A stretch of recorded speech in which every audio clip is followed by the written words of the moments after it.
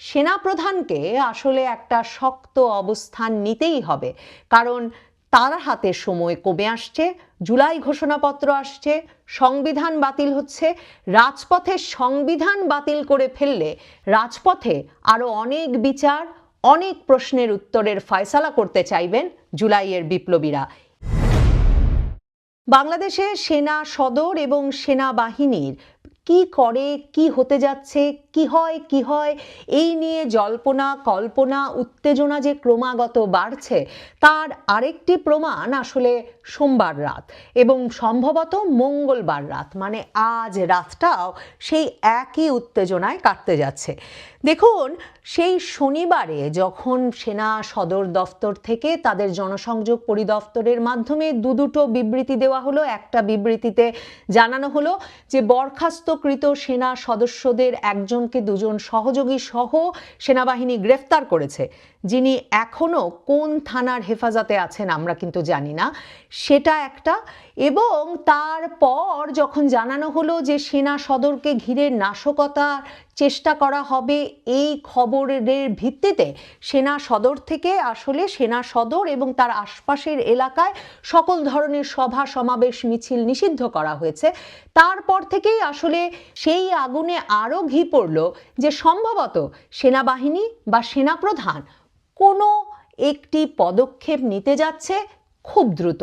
দেখুন, 10ই মে আওয়ামী লীগের কার্যক্রম নিষিদ্ধ করার পর থেকেই আসলে সেনাবাহিনী কি করতে পারে, কিংবা আরাকান আর্মিকে সহায়তায় বাংলাদেশের মানবিক করিডর স্থাপনের সিদ্ধান্ত হয়ে গেছে, এ খবর বেরিয়ে পড়ার পর বাংলাদেশের সেনাবাহিনীকে সে কাজে যুক্ত করা হচ্ছে, সে খবর মোটামুটি নিশ্চিত হওয়ার পর, এবং এমনকি চট্টগ্রাম বন্দর বিদেশিদের লিজ দিয়ে দিতে খুব তৎপর হয়ে পড়েছে বাংলাদেশের অন্তর্বর্তীকালীন সরকার। এমন সব খবর ছড়িয়ে পড়ার পরেই এই তাড়না, এই খবর, এই তারা বিভিন্ন পক্ষের মধ্যে জোরদার হয়ে ওঠে যে সেনাবাহিনীর কিছু একটা করা দরকার। আর নবনীতা চৌধুরীর বয়ানে বারবার যেটা বলছিলাম যে 10ই মে শুধুমাত্র আওয়ামী লীগের কার্যক্রম নিষিদ্ধ হয়নি, জুলাই ঘোষণাপত্র আসতে যাচ্ছে 30 দিনের মধ্যে, এটা পরিষ্কার করে বলে দেওয়ার পর আসলে বাংলাদেশের সংবিধান কার্যকর থাকবার মেয়াদ খুব দ্রুত ফুরিয়ে আসছে। কারণ জুলাই ঘোষণাপত্রে এনসিপির ছাত্রদের সবচেয়ে বড় দাবি হচ্ছে বাংলাদেশের বর্তমান সংবিধানটি বাতিল করে দিতে হবে। তার মানে রাষ্ট্রপতি, সেনাপ্রধান সকলেই বড় ধরনের ঝুঁকির মুখে পড়বেন।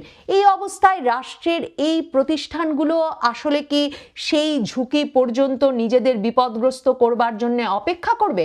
বাংলাদেশকে আরো বড় অনিশ্চয়তার দিকে ঠেলে দেওয়ার জন্য অপেক্ষা করবে? আরো বড় অস্থিতিশীলতায়, একরকমের গৃহযুদ্ধ পরিস্থিতির দিকে বাংলাদেশ এগিয়ে যাবে, সেটা দেখবার জন্য কি বাংলাদেশের সেনাবাহিনী অপেক্ষা করবে? এই প্রশ্নগুলোর মধ্যে আসলে এই নির্ঘুম রাতের পরিমাণ বাড়ছে, উত্তেজনা বাড়ছে।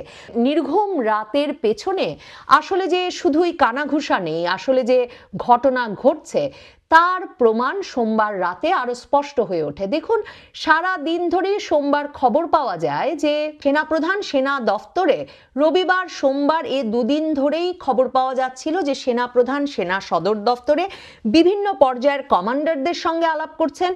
তিনি আসলে সেনাবাহিনী কি কৌশলে আগামীর দিনগুলোতে বাংলাদেশে ভূমিকা রাখতে পারে সে বিষয় নিয়ে সেনাবাহিনীতে তার ফরমেশনের বিভিন্ন কমান্ডারদের সঙ্গে আলোচনা করছেন। এই অবস্থায় সোমবার রাত জুড়ে যখন কানাঘুষা তুঙ্গে যে সম্ভবত মঙ্গলবার সকালেই একটা দরবার বা অফিসার্স অ্যাড্রেস অনুষ্ঠিত হতে যাচ্ছে এবং সেখানে নাকি যোদ্ধার পোশাক পরে, কমব্যাট ড্রেস পরে সেনা সদস্যদের, সেনা কর্মকর্তাদের হাজির হতে বলা হয়েছে এবং সেনাবাহিনী একরকমের প্রস্তুত যে রাষ্ট্রপতি জরুরি অবস্থা ঘোষণা করবেন এবং অন্তর্বর্তীকালীন সরকারের এই উপদেষ্টা মণ্ডলীকে পাল্টে ফেলে আসলে একটা নতুন উপদেষ্টা পরিষদ গঠন করে সেনাবাহিনী চাইছে নির্বাচনের দিকে বাংলাদেশকে দ্রুততার সঙ্গে নিয়ে যেতে, যেটা এই সেনাপ্রধান গত আগস্ট মাস থেকেই বলে আসছিলেন। আর ক্রমেই অন্তর্বর্তীকালীন ইউনূস সরকার সে বিষয়ে তার অনাগ্রহ স্পষ্ট করে তুলছিল। বাংলাদেশে হাসিনা বিরোধী আন্দোলনের প্রাণ কেন্দ্র হয়ে উঠেছিলেন যেই ইউটিউবাররা, তাদের দুজন পিনাকি ভট্টাচার্য এবং কনক সারোয়ার দুজনেই সোমবার রাতে স্ট্যাটাস দেন, সরাসরি স্ট্যাটাস দেন উত্তরপাড়া নিয়ে বা ক্যান্টনমেন্ট নিয়ে। তার মানে নির্ঘুম রাতের পেছনে যেসব কানাঘুষো শোনা যাচ্ছিল সেগুলো এক রকমের যে সত্যি তা প্রমাণ, তার একটা শক্ত প্রমাণ হিসেবে হাজির হয় তাদের এই স্ট্যাটাসগুলো। ডক্টর কনক সারোয়ার একটা ছবি দিয়ে বলেন যে সেনাপ্রধানের বাড়িতে মাঝরাতে 40টির বেশি গাড়িতে করে ব্রিগেডিয়ার, কর্নেল, জেনারেলরা জড়ো হয়েছেন এবং তারা আসলে কি নিয়ে আলাপ করছেন এই মাঝরাতে। ডক্টর কনক সারোয়ার প্রশ্ন তোলেন, কি কথা তাহার শনে, মানে দেশ রক্ষণ না ভক্ষণ, কোনটি আসলে এই বৈঠকের উদ্দেশ্য। এরপর এই স্ট্যাটাস, এই ছবি দাবানলের মতো হোয়াটসঅ্যাপে, ফেসবুকে সর্বত্র ছড়িয়ে পড়ে এবং এক পক্ষ বলতে থাকেন যে এক পক্ষ নিশ্চিত হয়ে যান যে মঙ্গলবারেই আসলে জরুরি অবস্থার ঘোষণা আসছে কিংবা সেনাপ্রধান হয়তো সামরিক শাসন জারি করতে যাচ্ছেন। এরকম নানা কথার মধ্যে পিনাকি ভট্টাচার্য, বাংলাদেশে গত কয়েক বছর ধরে চলমান হাসিনা বিরোধী আন্দোলনের আরেক প্রাণকেন্দ্র, তিনি ফেসবুকে তখন স্ট্যাটাস দেন যে উত্তরপাড়ায় কোনো গ্যাঞ্জাম হইতেছে না, বরং ওখানকার আওয়ামী অনুরাগী নেতৃত্ব তাদের সমস্ত আশঙ্কা, ভুলভ্রান্তি ও সীমাবদ্ধতা অতিক্রম করে জুলাই বিপ্লবের সতীর্থ হওয়ার পদক্ষেপ নিচ্ছেন। ইনকিলাব জিন্দাবাদ। পিনাকি ভট্টাচার্যের এই স্ট্যাটাসটিকে তখন ধরে নেওয়া হয় ডক্টর কনক সারোয়ারের এই আশঙ্কার জবাবে, সতীর্থ কনক সারোয়ারের আশঙ্কার জবাবে তিনি একরকমের আশ্বস্ত করার চেষ্টা করেন তার জুলাই বিপ্লবের সহযোদ্ধাদের যে আসলে বর্তমান আওয়ামী অনুরাগী নেতৃত্ব উত্তরপাড়ার, তারা তাদের সঙ্গে অ্যালাইন্ড হচ্ছেন বা তাদের পথে চলে আসছেন। এখন সত্যি কি সেটা সম্ভব?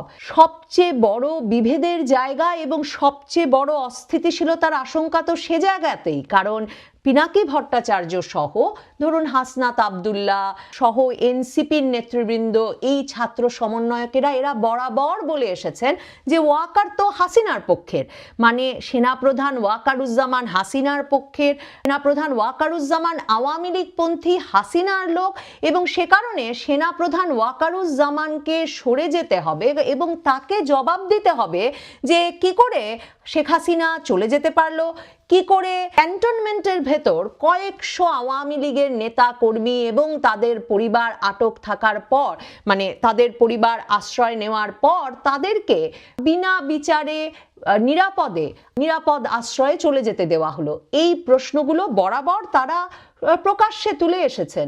হাসনাত আবদুল্লাহ ফেব্রুয়ারি মাসে জানিয়ে দিয়েছেন যে সেনাপ্রধান ওয়াকারুজ্জামান স্পষ্টতই একটা রিফাইন্ড আওয়ামী লীগ গড়ে তুলে হলেও তিনি চান যে নির্বাচনে আওয়ামী লীগকে অন্তর্ভুক্ত করতে হবে। সেনাপ্রধান ওয়াকারুজ্জামান প্রকাশ্যে নির্বাচন সম্পর্কে দেশি বিদেশি মিডিয়ার সামনে যতবার কথা বলেছেন ততবারই তিনি একটা অবাধ, সুষ্ঠু, ইনক্লুসিভ, অংশগ্রহণমূলক নির্বাচনের কথা বলেছেন, যেটাকে বরাবর ভাবা হয়েছে যে তিনি আওয়ামী লীগ সহ নির্বাচনের কথা বলেছেন। তো এই সেনাপ্রধান নিজে অ্যালাইন্ড হতে চাইলেই কি হাসনাত আবদুল্লাহরা তাকে মেনে নেবেন? মানে তারা মেনে নেবেন যে এই সেনাপ্রধানও থাকবেন, তারাও থাকবেন, আবার সংবিধান বাতিল হয়ে যাবে, আর সংবিধান বাতিল হয়ে যাওয়ার পর আসলে বঙ্গভবন এর আগে যে তারা ঘেরাও করেছিলেন যে এখনই রাষ্ট্রপতিকে 48 ঘন্টার মধ্যে নাকি বঙ্গভবন থেকে বেরিয়ে পথে চলে যেতে হবে, মানে এখনই বঙ্গভবন তারা দখল করে নেবেন, সেই আন্দোলন থেকে তার মানে হাসনাত আবদুল্লাহরা সরে এসেছেন।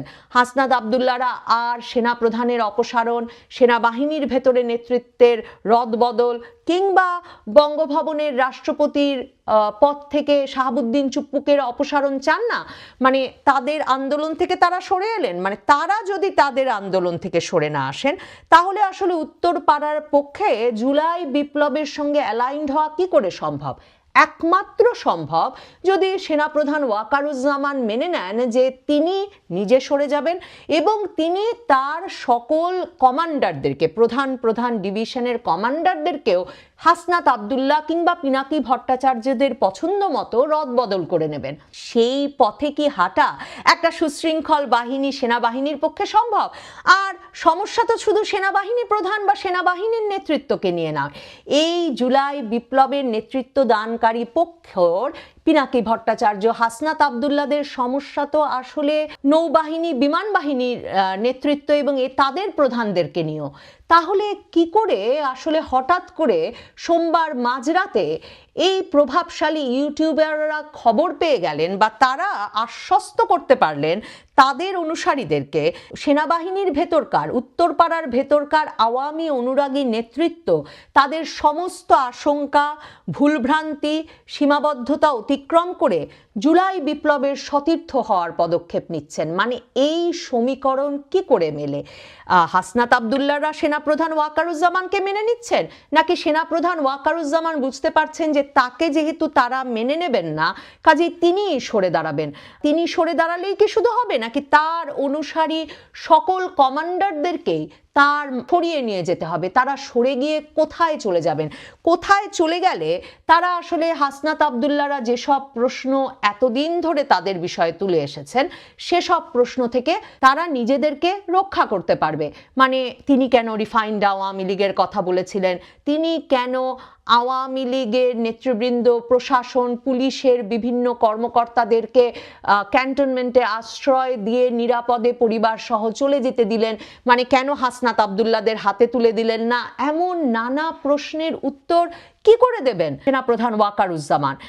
সেনাপ্রধান ওয়াকারুজ্জামান কি আবার সেরকম একটা পরিস্থিতি তৈরি করবার পথ করে দিতে পারেন? আসলে সেই ঝুঁকি, সেই নিরাপত্তাহীনতা কি বাংলাদেশ আরেক দফা সইতে পারবে? এই প্রশ্নগুলোর উত্তর না জানতে পারলে বা এই প্রশ্নগুলোর যুক্তিসঙ্গত ব্যাখ্যা যেহেতু পাওয়া যায় না, সেহেতু ধারণা করা যায় সেনাপ্রধান আসলে কোনো একটি শক্ত পদক্ষেপের জন্যেই জেনারেল, ব্রিগেডিয়ার, কর্নেল মানে সেনাবাহিনীর ঊর্ধ্বতন কর্মকর্তাদের সঙ্গে ক্রমাগত পরামর্শ করছেন। আরেকটা খুব ইন্টারেস্টিং, আরেকটা খুব কৌতূহলোদ্দীপক ব্যাপার সেটা হচ্ছে, দেখুন, শনিবার রাত থেকেই বারবার খবর বের হচ্ছে যে সেনাপ্রধান কি জানি করতে যাচ্ছেন, আওয়ামীপন্থী এই সেনাবাহিনী না জানি কি করে ফেলবে, এবং সারা ঢাকা বিশ্ববিদ্যালয়ের হলগুলোতে নাকি এনসিপি সহ তাদের সমর্থক যে তাদের সমর্থক বিভিন্ন ছাত্রদের সংগঠনগুলো, মানে শিবিরের কথা এসেছে, তাদের নেতৃবৃন্দ, মানে যারা হাসনাত আবদুল্লাহর ডাকে যমুনার সামনে গিয়ে হাজির হয়েছিলেন আওয়ামী লীগের কার্যক্রম নিষিদ্ধের দাবিতে, সেই কর্মীরা, সেই নেতৃবৃন্দ নাকি সম্পূর্ণত প্রস্তুত আছেন এবং তারা নাকি যে কোনো সময় সেনাবাহিনী কিছু করছে বা সেনাপ্রধান কোনো সিদ্ধান্ত নিয়ে ফেলেছেন এমন খবর পাওয়া মাত্র রাজপথে নেমে আসবেন। শনিবার থেকেই বারবার খবর আসছে শুধু যে সেনাপ্রধান কিছু করলেই তারা রাজপথে নেমে আসবেন তাই নয়, তারা হয়তো জুলাই ঘোষণাপত্র দ্রুত ঘোষণার দাবিতে কিংবা বঙ্গভবন থেকে রাষ্ট্রপতি শাহাবুদ্দিন চুপ্পুকে অপসারণে হয়তো বঙ্গভবনের সামনে গিয়েও তারা লাগাতার আন্দোলন শুরু করতে পারে, যে আন্দোলনে তারা তাদের দাবি না আদায় হওয়া পর্যন্ত রাজপথ ছাড়বে না, যেমন তারা যমুনায় চলে গিয়েছিল আওয়ামী লীগের কার্যক্রম নিষিদ্ধ করতে। কিন্তু কি অদ্ভুত ব্যাপার দেখুন, এত আশঙ্কা, এত কানাঘুষা, এর মধ্যেও আমরা কিন্তু হাসনাত আবদুল্লাহ সহ এনসিপির নেতৃবৃন্দকে কিংবা তাদের সমর্থনে যারা রাজপথে নেমে এসেছিলেন আওয়ামী লীগের কার্যক্রম নিষিদ্ধের দাবিতে, সেই সংগঠনগুলোকে আমরা রাজপথে জড়ো হতে দেখছি না। তার মানে কি রাজপথে জড়ো হলে তারা পুলিশ, সেনাবাহিনী সহ আইন শৃঙ্খলা রক্ষাকারী বাহিনীর যে প্রোটেকশন, যে সুরক্ষা পাচ্ছিলেন এর আগে পর্যন্ত তাদের প্রত্যেকটি আন্দোলনে বা তাদের প্রত্যেকটি মববাজিতে, এবার কি তার মানে ইঙ্গিত এই যে তাদেরকে কোনো সুরক্ষা দেওয়া হবে না, বরং তাদের উপর আইন শৃঙ্খলা রক্ষাকারী বাহিনী এবার রাজপথে নামলে ব্যবস্থা নেবে? মানে তাদের কাছে কি এই বার্তা পৌঁছে গেছে বলেই তারা রাজপথে নামছেন না? এত কানাঘুষো, এত রকমের গুজব চারদিকে, কিন্তু আমরা এমনকি ফেসবুকে হাসনাত, সার্জিস, মাহফুজ আলম কিংবা নাহিদ ইসলামকে কোনো কড়া বার্তা দিতে দেখছি না। আমরা এর আগে বরাবর দেখেছি যে তারা খুব কড়া বার্তা দিয়ে ফেলেন এবং সাথে সাথে সেই বার্তা বাংলাদেশের সকল সংবাদ মাধ্যমে ছড়িয়ে পড়ে। এবার ফেসবুকে তারা নীরব, রাজপথে তারা নীরব। আমার মনে হয় তাদের এই যে নীরবতা, এই নির্ঘুম রাতগুলোর জন্য অত্যন্ত গুরুত্বপূর্ণ একটা ফ্যাক্টর। কাজেই বাংলাদেশের মানুষ সম্ভবত দম আটকে কিছু একটা ঘটবে এই অপেক্ষায় আরও কয়েকটি রাত পার করবেন। ঘটবে কিনা জানি না, সেনাপ্রধানকে আসলে একটা শক্ত অবস্থান নিতেই হবে, কারণ তার হাতে সময় কমে আসছে। জুলাই ঘোষণাপত্র আসছে, সংবিধান বাতিল হচ্ছে। রাজপথে সংবিধান বাতিল করে ফেললে রাজপথে আরো অনেক বিচার, অনেক প্রশ্নের উত্তরের ফয়সালা করতে চাইবেন জুলাইয়ের বিপ্লবীরা। এই জুলাইয়ের বিপ্লবীদের সাথে তাই আমি অন্তত সেনাবাহিনীর, সেনা সদর দপ্তরের কিংবা উত্তরপাড়ার যাই নামিয়ে ডাকি না কেন, কিংবা সেনাপ্রধান ওয়াকারুজ্জামানের অ্যালাইন্ড হওয়ার, এক পথে আসার কোনো সম্ভাবনা দেখি না। আমার অঙ্ক মেলে না। হয়তো যিনি বলেছেন, যিনি লিখেছেন, তিনি সেই অঙ্কের হিসাব আমাদের বুঝিয়ে দিতে পারবেন।